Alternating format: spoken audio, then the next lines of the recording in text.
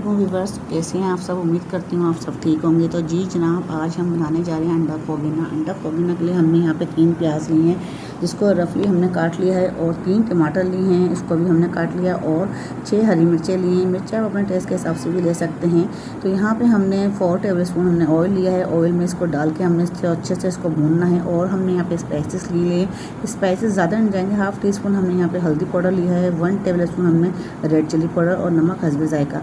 तो red chilli powder आप अपने टेस्ट के हिसाब से भी डाल सकते हैं। यहाँ पे हमने इसको 1 से 2 मिनट तक भूनना है, ताकि अच्छे से दोनों चीज़ें मिक्स हो जाएं, घुल जाएं।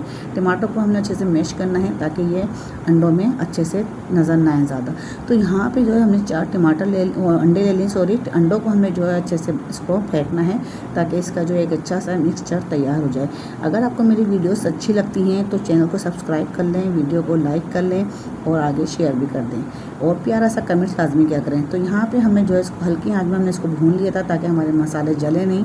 और यहाँ पे हमने अंडा शामिल कर दिया है, 4 अंडे इसमें फेंट के शामिल कर दिए हैं, ताकि इसके जो पीसेस मोटे मोटे से बन जाएँ। इसको भी एकदम नहीं चलाएंगे, तो 1 मिनट बाद फिर हमें इसको चलाना शुरू करना है, तो ताकि जो है अंडे के जो पीसेस अच्छे जो है अच्छे मुँह में आए। क्योंकि अगर आप इसको बिल्कुल डालते के साथ ही चला लेंगे तो फिर अंडे के पीसेस नहीं बनेंगे, फिर वो आपको बिल्कुल मैश हो जाएगा अंडा। तो यहाँ पे हमने जो है अंडे को अच्छे से मैश करना है, देखें तैयार करना है, और 1 से 2 मिनट तक इसको हम भूनते रहेंगे, ताकि अच्छे से जो है इसका ऑयल ऊपर आ जाए। तो जैसे ही ऑयल ऊपर आना शुरू होगा, फिर हम यहाँ पे चिकन पाउडर शामिल करेंगे। अगर आपके पास चिकन पाउडर नहीं है तो आप चिकन क्यूब्स भी डाल सकते हैं। तो यहाँ पे मैंने 1 टेबल स्पून मैंने चिकन पाउडर शामिल कर लिया है।